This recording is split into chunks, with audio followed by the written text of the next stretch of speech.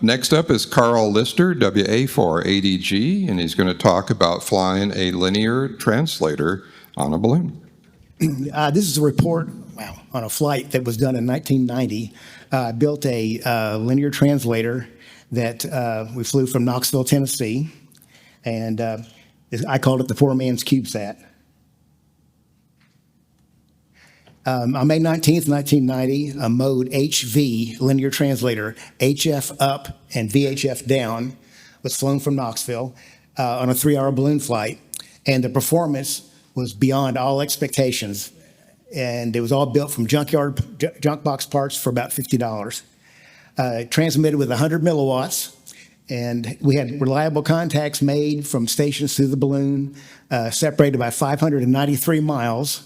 WB8YIF in Marietta, Ohio, made contact with K4MOG in Marietta, Georgia, which claimed the record of 593 miles. The transponder received on 28.4 megahertz and translated to 144.3, and it had a 22 kilohertz bandwidth, so it would send several QSOs simultaneously. A beacon was also included on 144.311 megahertz. It was running about 25 milliwatts. The flight reached approximately 100,000 feet, which coincides with the received range of the two stations that were 593 miles apart. And we didn't recover it. This was 1990. GPSs weren't really the thing back then for inexpensive GPSs. But anyway, linear translators are an exciting alternative to balloon-borne FM repeaters. What are the differences between a linear translator and a repeater? A repeater takes a signal and demodulates it to audio and takes that audio and retransmits it through another transmitter. You can usually only pass one conversation at a time. A linear translator never converts to audio, but uses a common IF frequency between the receiver and the transmitter, and the signal is just simply up-converted to the new frequency, and there's no audio involved at all. But the nice thing about the linear translator is it will send any mode. You can send CW, AM, FM, single sideband, pulsar-phase, which aren't allowed on these frequencies. But the linear translator circuitry is actually simpler than a repeater. There's fewer electronic stages involved in it. The only disadvantage is they're power hungry. Everything's operating Class A linear on all the electronics, and that consumes a lot of electricity and a lot of heat, generates a lot of heat. With some new biasing mechanisms, you can get the transmit power stages down to lower, more efficient. So here's basically what the two look like. The top is a regular FM repeater, and the bottom is a linear translator where we share an IF stage between the receiver and the transmitter, and everything up converts. You're not going to be able to read this, but this was the block diagram of the repeater of the linear translator that I flew in 1990, and it basically had started at 28.4, it down converted to 20 megahertz for the crystal filter, and then up converted to 144.3 or 0.4 megahertz. This is a picture of it. I don't have very good photographs of it. This was taken a long time ago, but that's the 100 milliwatt power amplifier right there. That's not showing. There's the 100.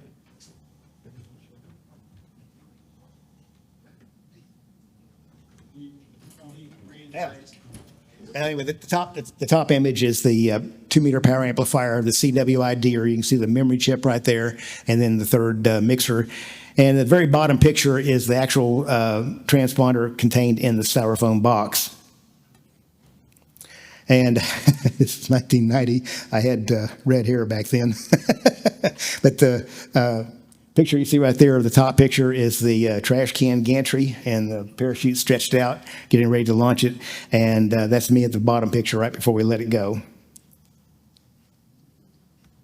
And, the top QSL card is from a K4MOG. He was one of the stations that received the 593-mile record, and the bottom QSL card was from a station 25 miles north of Dayton, Ohio, who received the 25 milliwatt beacon. This is a picture of that was the first generation. This is a picture of the second generation, which I have given away to another ham. And that's one of the more modern circuit boards. The first circuit boards were all drawn with a Sharpie resist pen and etched with ferric chloride. It was all, like I say, a very low budget operation. And there's what $125 worth of lithium batteries looks like.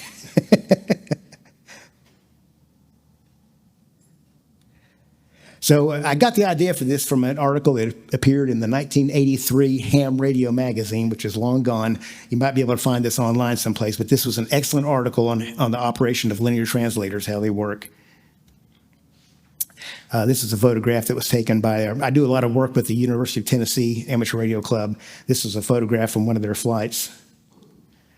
I want to make y'all laugh. I do a lot of repair work on electronics. Can you see what's going on with this picture?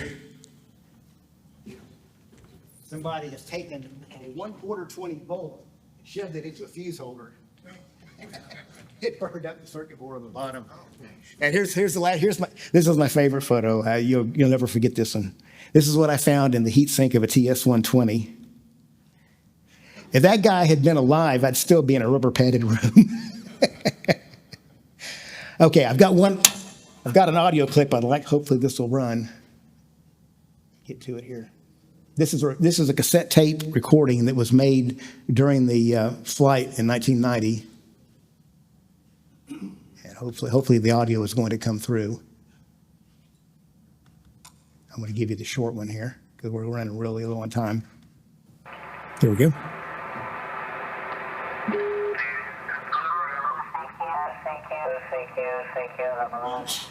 Calling CQ, hello CQ, calling CQ, the balloon experiment.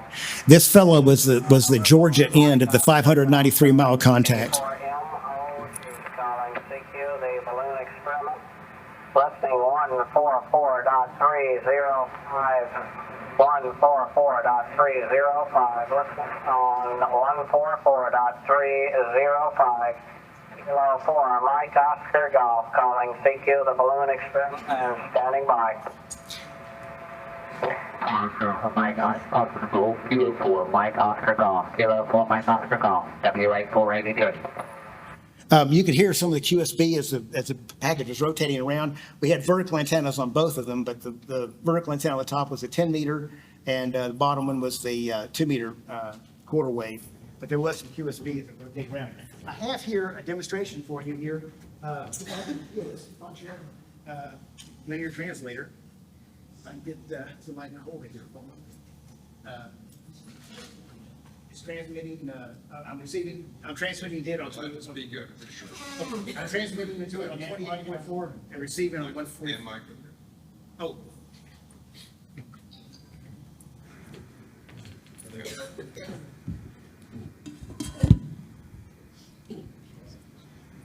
See if that one. Okay, I'm transmitting on 28.4 and receiving on 144.4. And of course, I get all kinds of feedback. WA480. Must be 1 2 3 4 5 1 2 3 4 5 1 2 3 4 5 1 2 3 4 5.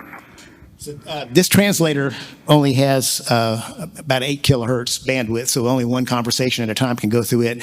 But it uses much more modern electronics, and it's about a fifth of what the original one was. This one's running about 30 milliwatts output. I have another power stage that goes on the bottom that brings it up to 100 milliwatts, but I didn't bring it for this demonstration. Any questions?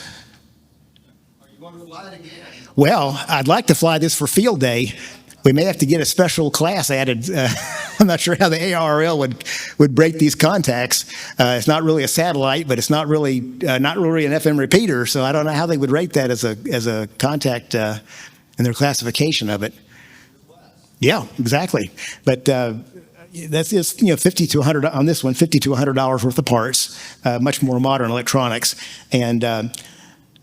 To fly to 100,000 feet, you've got a 500-600 mile radius where you can contact stations for field day. This would be a great thing to do in an emergency. You could fly a portable repeater in an emergency, and they actually had talked about doing some of this in the fire problems they were having out in California, flying portable repeaters on balloons. That still may happen, but any other questions?